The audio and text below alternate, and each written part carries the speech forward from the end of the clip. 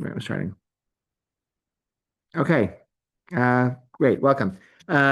We are up to Roman numeral 7. Roman numeral 7, laws of Nida, is not something we're going to cover all together, and for a number of reasons. One, I'm not particularly good at teaching Hilchot Nida, and two, it's best taught. I think like I'm, typically taught proximate to getting married. So let's say, and if you are about to get, if and when, and if you're about to get married, you should learn Hilchot Nida.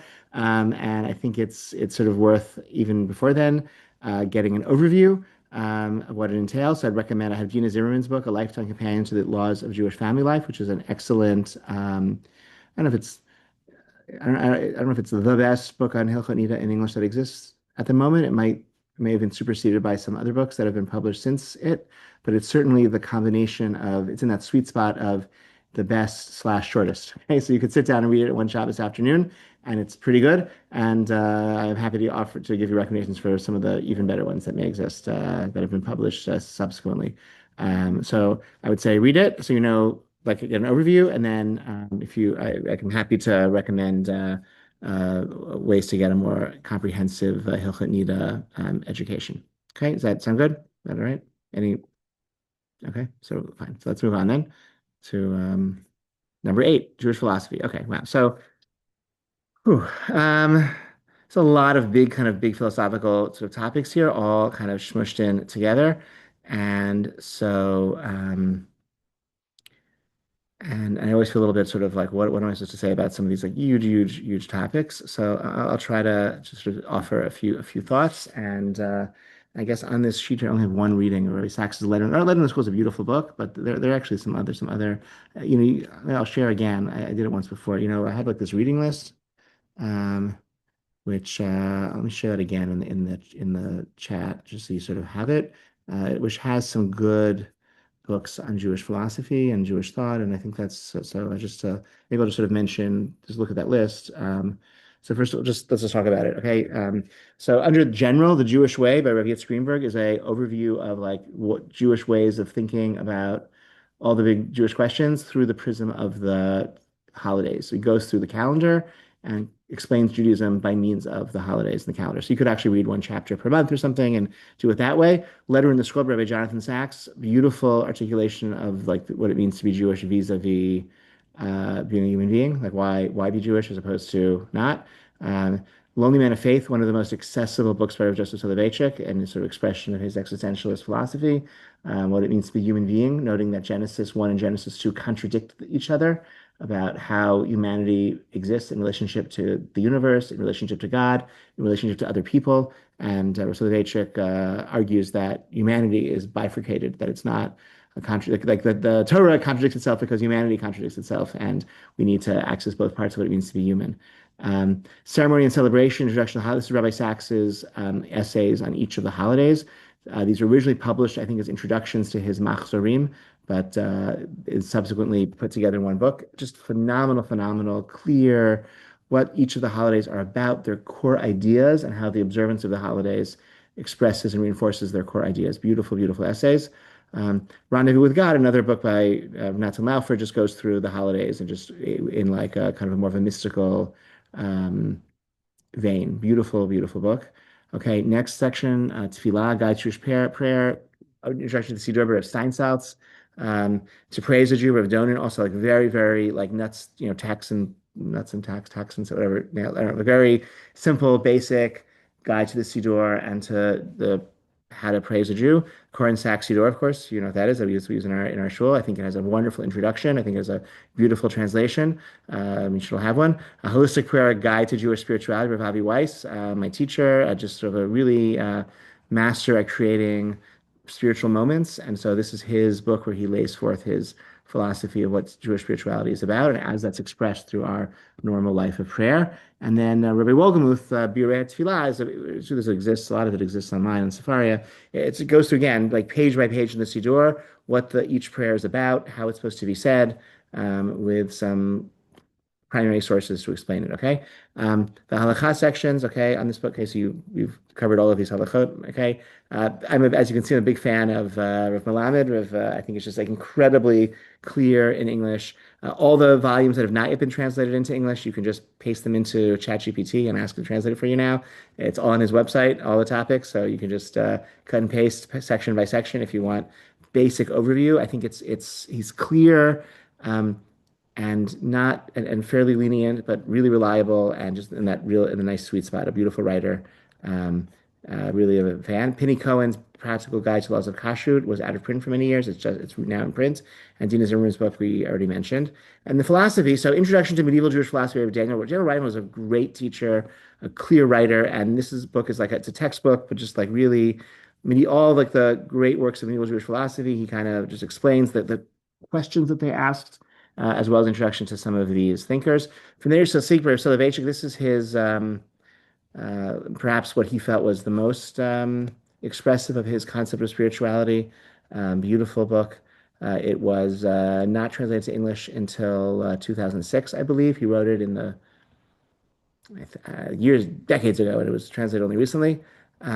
Seeking His Presence, Conversations with Rav Aaron Lichtenstein is a beautiful. Lichtenstein was my teacher, an incredible teacher and thinker, articulate spokesperson for a vision of engaged orthodoxy, modern orthodoxy, and but a somewhat dense, I think, beautiful writer, but somewhat dense writer. This book is Chaim Sabato sat down with him, and they had like I don't know 40 something interviews, conversations. And Sabato published the transcript of those conversations.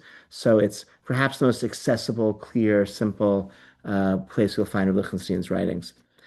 Books of the People is a beautiful book of it's a book about books, so it goes through like I don't know 6 or 12 classic books of Jewish thought and Jewish philosophy from the medieval period through the modern period, and each one is an essay by someone who loves that book, explaining why it's important and its ideas are important. So it's a wonderful, wonderful introduction to like the breadth of Jewish thought and Jews' way thinking about these big philosophical questions. The Orthodox Forum was this wonderful thing that used to exist. Yeshiva University would convene several dozen scholars, modern Orthodox intelligentsia, rabbis, academics, community leaders to discuss some pressing issue of Jewish thought and Jewish life. And then they would present papers and they would have a little conference and then they would publish a book about what they talked about. And so there may be 15 books.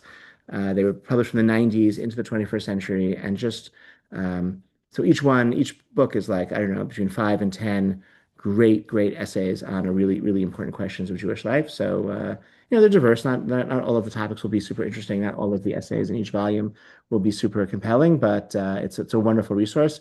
Many of them exist online and you get free PDFs. Not all of them. So I don't know. It's worth tracking down the volumes of the topics that interest you. They're great, great reading. And then Chaim Seiman's book about halakha, the rabbinic law, is a really fun book. We should have him here at the show. He's a law professor and thoughtful Jew, and just writes about sort of we often translate halakha as Jewish law, and he explains how it's a mistranslation. Halakha is so much more than what we mean when we say law, and he explains why and how. It's a really fun book. And then I have a few books of history here, okay, which just some of my favorite books. That's sort of how they have made their way there. There are many other great books of Jewish history. These are just some that I think are great. This Benny Lau's books are he's a great, great writer, a really great teacher, and I kind of I don't know, recommend it. Jay Harris's How Do We Know This was a really influential book for me. These others two really influential books to help me understand like who we are and how we got to where we are today. I should update this. There's some others that have been. It's actually a new volume on the whatever the Talmud that was published by Harvard University Press. I think it came out. I don't know. Wait, does the book come out yet? Let's see. I saw like an advertisement for it. What is the title? Oh yeah, you can buy it. You can buy it. Ah, see, I'll only $40. That's not so bad. For hardcover. I'll show you. I'll show you. I'll share the link. Looks like I may add this. This will be. Where did we go? They had a conference on like what is it's this basic question, but it's not so simple what the Talmud is. So this is like a bunch of academics trying to figure out like because it's such a unique genre. Looks like a fun book, right? At least to me. Okay. Jay Harris was my teacher in college, and Chris Hayes is a non-Jewish woman who just fell in love with the Talmud and is one of the leading scholars on the Talmud. in the world of God. Because he taught at Yale for many years. Um, and so neat person. Okay. Whew. This is all my way to evade the topic here. Okay, let's go back to our sheet. Who is God? So who is God? God, Jewish concept of God. God has no body. God is unitary. God can't be divided. Exists beyond time and space. God is the creator, and yet the Jewish concept of God is also someone who this Adon Olam Hashem Elach B'Terem Kol Yitzir Nivra, this eternal master of the universe who reigned before creation and will reign after creation. And also, somebody I place my hands and my soul in God's hands, and God protects me. That this God of all creation, this is someone I can have relationship to, someone I can address in the second person singular. Baruch Atah, right? So God is Melech HaOlam, and also someone I can say Atah, I can refer to in the second person, right? Singular. So I can be in relationship with this infinite God. How that works, how can a human being have a relationship with the infinite is something that philosophy has tried to answer, something that mysticism has tried to answer. But ultimately, our Jewish life makes sense with that paradox of God is infinite and the creator and without body and form, and yet um, is capable of having a relationship to us through means of mitzvot, God's commands. That's how we know God, through God's commanding voice, and we know God through the Torah. And we can connect to God's mind through Torah study and trying to discern the ideas that animate the mitzvot, that animate the Torah, and in that way we also connect to God. So, what is the Torah? The Torah is history of the Torah. We talked about that actually. So, not gonna. I think that was like our first. That was Roman numeral one, right? So, I'm not gonna go back to that. But I'll just say the Torah is this primary way of knowing God. It's God's will, God's commanding voice, and a way of connecting to God through the mitzvah of Torah study. I think that's really a distinctly Jewish idea, something that um, Judaism brought forth into the world. That Torah study is the most significant mitzvah, at least in certain Jewish intellectual trends. Because when I do a mitzvah, I'm serving God with my body. When I study Torah, I'm serving God with my mind, and I'm connecting my mind to God's infinite mind. And so we study Torah not just to do mitzvot or know how to do them. We study Torah to like understand the concepts that animate um, the mind of God. And to the extent again, to the extent that human beings can have some connection to that. And so it's the primary mitzvah, the core of Jewish intellectual and spiritual life has been Torah study. When the Hasidim came along, they said it's not Torah study, it's prayer. But that's why they were considered heretics and were excluded from Jewish society. Ultimately they kind of we sort of reached a truce after a couple hundred years of fighting about that. The Hasidim learned to value Torah, and the non-Hasidim learned to value the Hasidim and their piety. Okay, for those of Rabbi, you, yeah, um, so in the liturgy, you see various references, I think, to, there are things of heaven that are just for God. There are the revealed things that are ours forever. Um, and have there been any um, disagreements or sort of intense discussions about what the dividing line is between those two spheres? I'm not quite sure what you're referring to. Can you be more Well, specific? Hashemayim Lashem Baharetz Natan Lifnei Adam. There's also the revealed things. Is there a word nishtarot or Yeah, something like that? yeah, yeah, yeah, yeah, yeah, yeah. Um, yeah,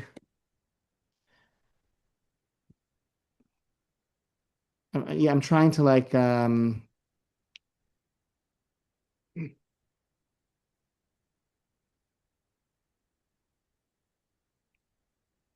I don't think there have been like major debates about, um, well, there have been debates about whether or not philosophy and mysticism should be how widespread they should be taught and who should have access to it. And so I think that maybe gets a little bit at what you're asking. Are there certain types of knowledge that should be more controlled and less widely disseminated. So I think that might be a way to get at a version of your question. There was a big controversy over philosophy, the Maimonidean controversy, and you know, like that was, you know, to what extent this philosophical perspective should be taught and should be supported.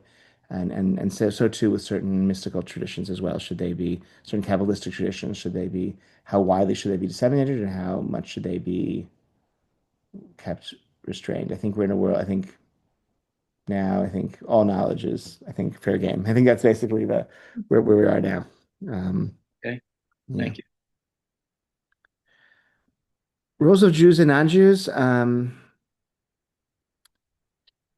I think there's a, this is, you know, my opinion, which I think is, you know, I think is accurate. You look at the Torah, the early chapters of the Torah, you see that God is repeatedly disappointed by humanity. God creates, right, Adam and Chava sin in Gan Eden, are banished from Gan Eden, and um,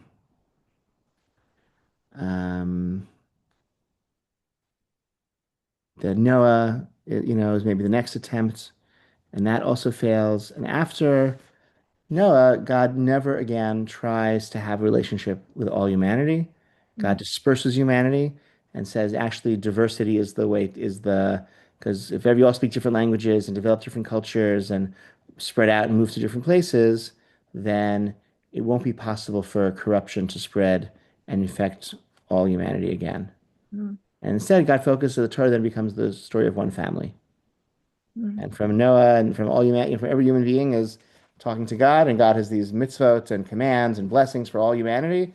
God shifts and speaks one person and says, "Lech lecha, go, Abraham, and I'm gonna invest in you." Um, and the rest of the Torah is the story of Abraham and Sarah and their kids, and okay, that's the Torah. mm, I think the point is that not that God stopped caring about the rest of humanity, but that the way in which God is trying to have a relationship with humanity is through working really intensely with one family, giving them a head start, like giving them the Torah, and hoping that this would be a positive example for the rest of humanity. So I think it's clear from the Torah that every human being is sort of has equal dignity and stature in the eyes of God, and that God ultimately wants a relationship with every human being. But the means by which this is achieved is through cultivating an intense relationship with one people, and we have the Torah, and that's our goal. So, insofar as we have the Torah, no one else does, so we have a special role. We have to maintain distinctiveness. We have all sorts of mitzvot against being over. You know, we're a tiny minority. We always were. We're always meant to be.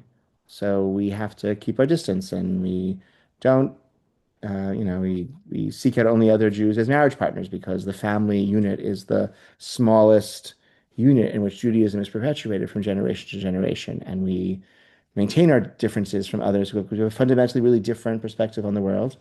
And we're trying to maintain our commitments to a very distinct and different way of life. But it's not because we're better than, not because we're fundamentally different. Every human being, we're operating the same hardware, we just have a different software. Okay, our software, okay, that's another way to think about it. So the differences are big and yet ultimately not so significant, right? In the grand scheme of things, from the eyes of God, not so significant. From our perspective, very significant because we have the Torah and we have to fulfill it. Other thing I'll just say is the Torah also is the record of our relationship with God. It doesn't really tell us what the, you know, if you want to know what the relationship a Chinese person or a French person or an Argentinian should have with God, so we have nothing to say about that because that's not what the Torah is about. The Torah is the story of our people's relationship with God and our obligations to God. And if somebody else wants to learn about what their relationship with God is about and what their responsibilities are, I have nothing to say. I know nothing about that. I'm not qualified to speak about that, to say a word about that, because that's not what our Torah is about. So I don't know. You know, they can figure that out on their own, like without it. Okay, so that's another way of thinking about that question. Okay, next. I was okay. Reward and punishment in this world and the next. Wow. So look in the Torah. It seems that if you follow the Torah, you'll be blessed, and if you don't, you won't. That seems to be collective in the Torah. Like the Jewish people will thrive in Eretz Yisrael with rain and security and bounty if we follow the mitzvot, and we'll be punished very severely collectively if we don't.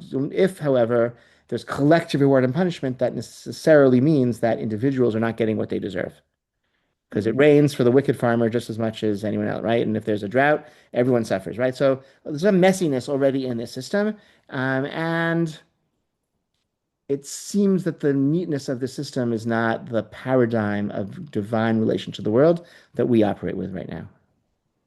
And the Talmud says the dominant position of the Talmud, Schar mitzvah ha'amaleka, there is no reward for mitzvot in this world.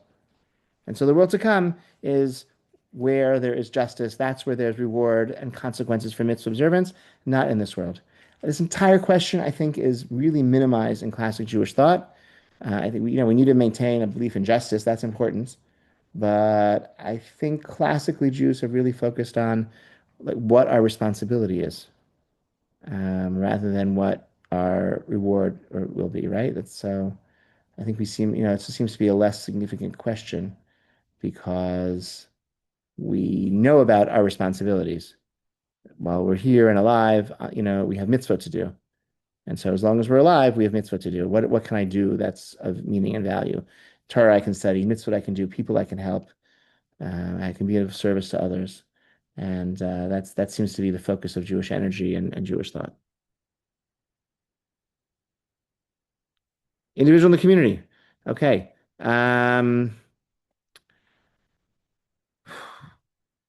God's relationship with the Jewish people is the relationship with the Jewish people. Um, the We're meant to together observe mitzvot and figure out what they mean and figure out what the Torah means and follow the Torah, which means that we need to have methods for resolving disputes about what the mitzvot mean and how to do them. We talked about that, and we talked about the oral Torah at the very beginning. Um, Communities have to have ways of resolving disputes. We're meant to come together, praise the congregation as often as we can, because it's all of us together have this mission to observe the Torah. Also, each individual has to cultivate a relationship with God. And also, each individual has to do what's right. You can't, at the end of the day, you have to believe in what you're doing and stand up for yourself and be able to stand up for yourself. Um, so it doesn't, yeah. Um, but so I don't know. It's like it's a dialectic that can't be resolved, right? Each individual needs to, do what's right, and also collectively we're supposed to have this collective mission as the Jewish people. Roles of men and women. Um, oh gosh, so many ways of talking. I'll share. Yeah, I'll share what I think. The Torah is eternal. It has to make sense for all times. The Torah also had to make sense for the time at which it was given. And so the Torah was given in a very patriarchal society in the ancient Near East. And so it works within that framework. Within that framework, it also insists on, you know, um, asserting fundamental rights for women in this context of this patriarchal society. And in the rabbinic period, there were additional rights for women that were added, the ketubah within marriage and the way, et cetera. And in the Middle Ages, there were additional rights that were added as well.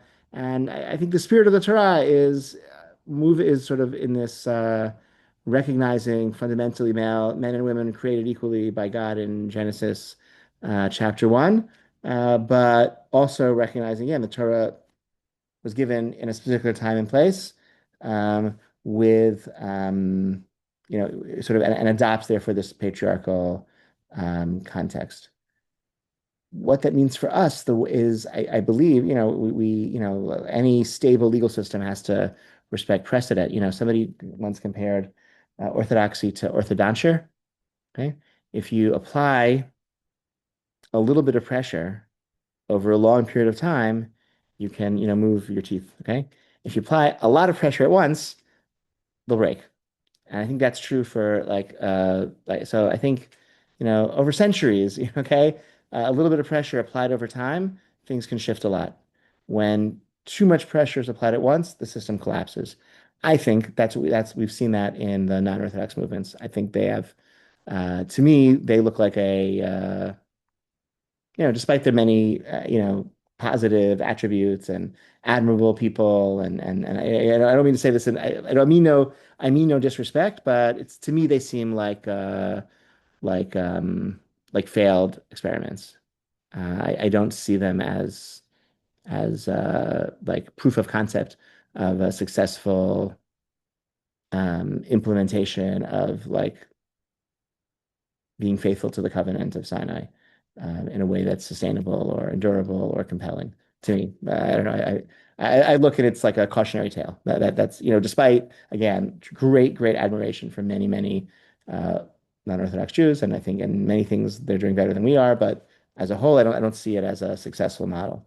So I think our task, this is, I think, and particularly really, it's a unique role that Orthodox women ha can play who are so sure of their commitment to the Torah and also so sure of their own self-knowledge as women can expand the palace of Torah by changing what the Torah means through their own self-knowledge and their own rootedness in the tradition and as believers of the Torah and as observers of mitzvah. And just in my lifetime, there have been dramatic changes in women's leadership roles in Orthodox communities and as scholars of Torah and teachers of Torah and published authors of Torah scholarship, right? That's right. The first Beit Midrash for women it opened in the 1970s, right? This is very recent. Um, and so and there still isn't anything close to equal access to Torah knowledge for women. It's just like we're still at the beginning of that movement, in my opinion. So I think we'll have to see where it'll take us. And I think when there's a cadre of female Torah scholars of the real highest level of knowledge and expertise and communal acceptance, I think they will play a really important role in thinking through what gender roles look like for this next phase of Jewish history. Um, that was very meta. I think in concrete, I'll just say, it looks as though Jewish society or halacha protects women's ability to be mothers by exempting women from many time-intensive communal religious obligations. That's like one very common and plausible explanation for certain gender role differences in mitzvah. Most of the 613 mitzvot of the Torah have no gender differences whatsoever. There are a handful that do, and if you want to look at the theme, it seems to be the choice of women to, I mean, there's no, women are not obligated to have children, but the choice of a woman to have a child is protect and to be an intense, to mother that child, those children in a very intense, time intense and labor intensive way is protected by the Torah by exempting women from certain communal religious responsibilities. I think a challenge for our community, like Ohev, is that we have fairly egalitarian marriages where fathers and mothers both have very active roles in their child rearing. And instead of taking turns in communal religious responsibilities, both fathers and mothers both exempt themselves. So we're a bit of a muddle. We're trying to figure it, it's a bit of a muddle. I think some of the communities, I remember when I first got married, sort of really appreciating for the first time the value of really rigid gender roles because without them, I just felt kind of we had lost. We had to figure out like who's going to take out the garbage. I don't know. Like it was like every task, was like had to be negotiated with like no, set rules. And I was like, oh, I can see the value of like knowing, what men do and what women do and how that, yeah, I saw the value of that.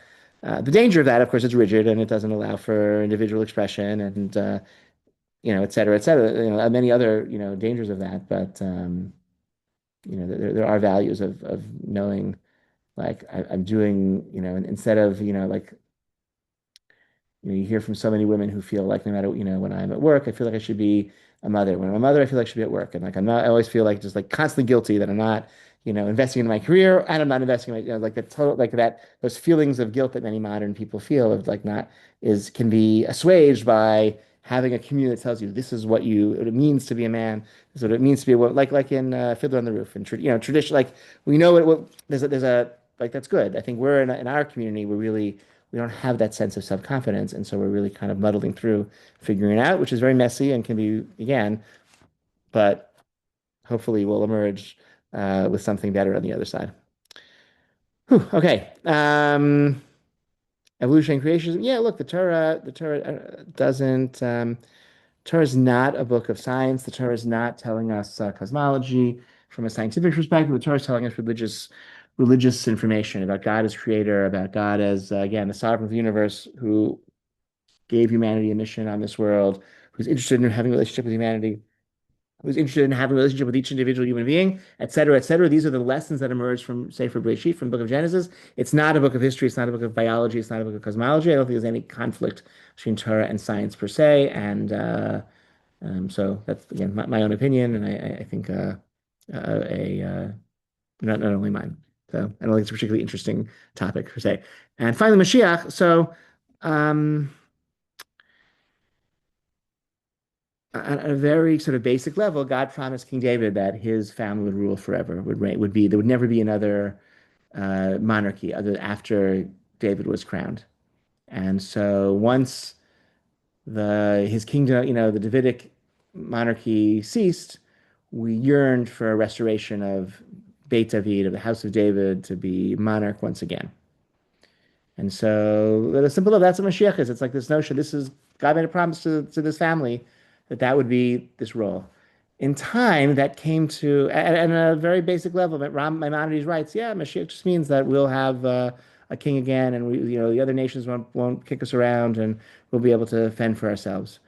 That's like a very minimalist perspective. A more maximalist perspective sees Mashiach as being coinciding with this world to come, with this entirely different paradigm of peace and etc. And so many of and this is in the prophets. You see the writings in the prophets, and the question is, these writings in the prophets, are they referring to the time of Mashiach, or are they referring to like the world to come, which is something that happens later? And the timeline is not clear. It's not clear in the Talmud. It's certainly not clear in Scripture. I think it's not clear because it doesn't matter. Because what we're supposed to do is we're supposed to do mitzvot because it's the right thing to do. Because that's what we're here to do, is to do mitzvot because it's the right thing to do, and try to make the world better, and do your responsibility, do your duty, and that's its own reward. Um, I think the philosophy you'll hear from Chabad sometimes, that we're doing mitzvot to bring Mashiach, I think is highly, highly problematic, highly, highly untraditional. Really, with all these stories that like. People I know send their kids. I send my kids to Chabad day camps or Chabad schools, and they learn songs about every mitzvah we do is building a brick in the Beit Hamikdash and bringing Mashiach, and we have to counter program. No, no, no, that's not why we're doing mitzvah. We do mitzvah because God commanded them, okay? And you're doing it because it's your duty. You're not doing it for reward. You're not doing it right. That's not the point, okay? It's so.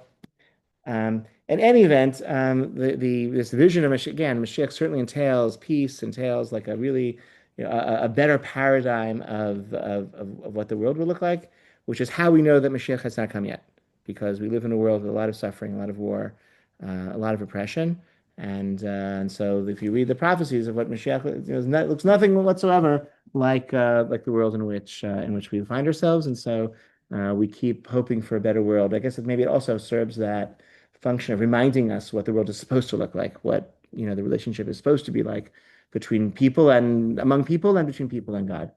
Maybe that's like a helpful role of this belief to remind us of what's so wrong about the current reality. Whew. Questions, comments? Okay, fine. You suggest the books that you're naming. Okay. There's, I guess I'm not well read at all, but I think there is some philosophical work talking about, you know, God seeking people, as opposed to people seeking God. And can you say a bit more about sort of that philosophical strain? Okay, yeah. So I think you're referring to Heschel, Abraham Joshua Heschel, a book called God in Search of Man. And look, there's a Maimonidean image of God as this. Maimonides, you can read this in the guide, you can read this in Mishnah Torah, in Hilchot Deot, Sefer Hamada. God is perfect. If God is perfect. God can't change, and therefore God can't. And any sort of all these you can't. And you can't speak of God having emotions or having, anger, desire, love. These are all, it's just, I mean, look, it makes, use a word to describe a human phenomenon and God, like, you can say like, oh, that elephant is really big. You say God is really big. Like that makes no sense, right? Like, how can you use the same word for an elephant to describe and for God, right? It's that's not the same word, but it's like preposterous. So all of the descriptions of God in the Torah, there's all this anthropomorphism in the Torah. It's all educational to teach you what God is not. You can't say God is not weak. You can't say God, right? You can say God is not small, but you can't really describe God. But certainly, and certainly, you can't see God as changing or wanting or experiencing a lack or yearning, right? This is all, and if you take the more you think through this Maimonidean philosophical perspective, you see, it sort of leads to the sort of conclusion. On the other hand, so Heschel's coming from a really different place and taking the description of God in the scripture much more seriously. God is someone who wants relationship with people, and yeah, and that gives rise to a whole other. I think I find in my mind a Dean vision of God to be a helpful corrective to kind of certain like folk religion and sort of primitive religious ideas that like God is a big candy machine where you put the tokens in, and you push a button and you get a candy bar or soda, right? And so I think there's like a Maimonidean, like sort of the austerity of his philosophy, the purity, the rigor is like really helpful corrective to these primitive ways of thinking. But ultimately, I gave myself permission to cultivate a spiritual life that is detached from this Maimonidean philosophical kind of perspective. Okay, but Heschel's God is Church of Man, I think is the book you're referring to. So other questions, comments? All right, we're done. Got to be finished. I guess this will be our last class. Um, so well done. There may be a backlog. I haven't checked. There may be a backlog in getting the classes up on YouTube, but I guess we'll try to work on that. I guess by the time any of you see this on YouTube, by definition, the backlog will be over. But you could tell people that we will get them up on YouTube soon, I hope. And we're done. I don't know. Yeah. So and we should yeah, I guess we can think through what additional learning we'd like to do. Maybe we'll find something else to do together on Monday nights. But so think about it, and I'll think about it, and we'll maybe reconvene. I'm traveling a lot over the summer, so maybe it makes sense to pause until after the summer or until I come back in August, but in the middle of July. But so maybe we'll pause until mid-July, and then we'll think through about what we want to do with this time, since it seems that at least a bunch of us are available this time of the week. So it'd be nice to keep using it for Torah in some capacity. So sound good? Great. That's good. Thank you. Okay. All right. Thank Thank you. you. Thank you so much. All right. Thank you. All right. Have a good night. Bye.